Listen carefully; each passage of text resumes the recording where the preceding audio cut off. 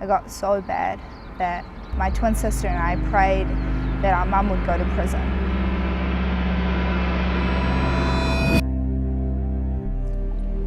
I've struggled through life. I've had a very, very hard life.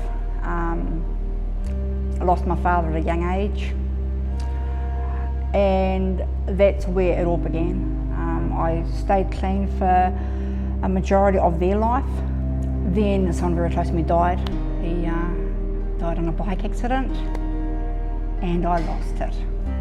So I was raised in a pretty rough home where my mum's drug addiction soon became something more, and she ended up selling drugs. It started small and grew quite big, actually, to the point where she was selling methamphetamine.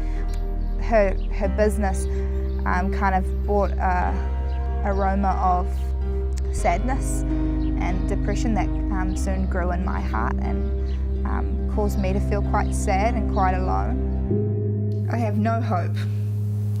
I'm dumb, I'm fat, I'm lonely, and I'm nothing to you, and I really need help. I missed a lot of them growing up. They spent a lot of time with my mum because that's where I ditched them. Breaks my heart, really. But you know, that drug takes you.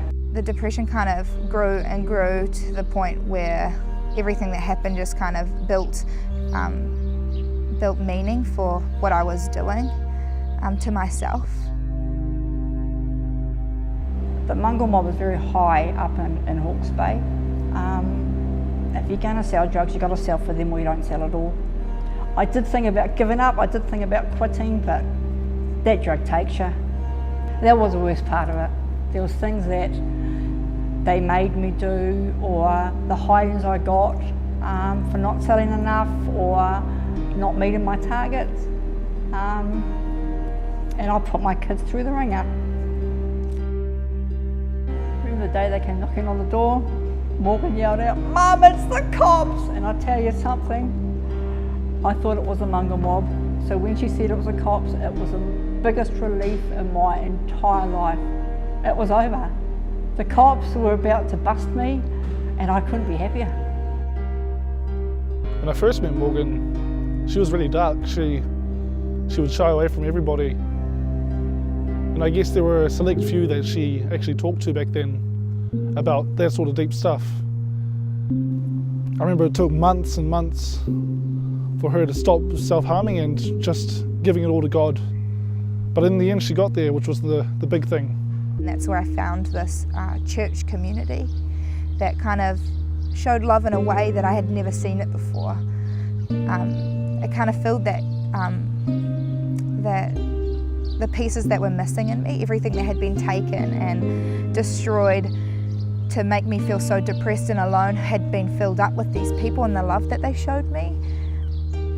When I came home, obviously the chaos was still there, so I returned back to my self-harm patterns, but I knew that Jesus was there. So it was this journey where Jesus was equipping me and healing me through time. When Morgan found the Lord, like her worship of him reminded me of the woman that had been forgiven much, and how the word says, you know, if you've been forgiven much, you love much, and this intensity of how much she loved the Lord. Morgan asked me to give myself to God, and I did.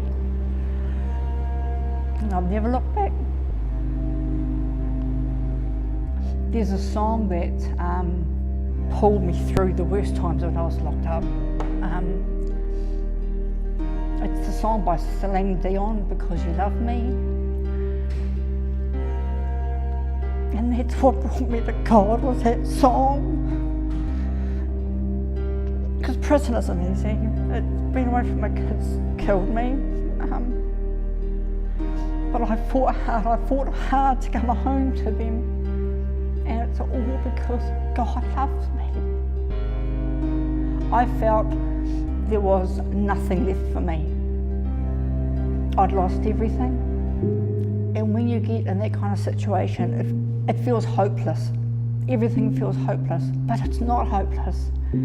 If you can just open yourself, open your heart to the Lord has a plan.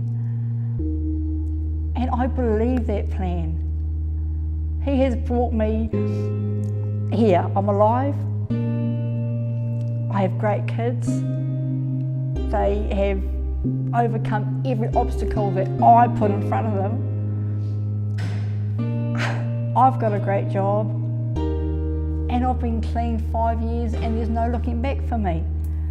There are so many people that I wish I could help them. I wish they could see what a life they could have if only they believe they can.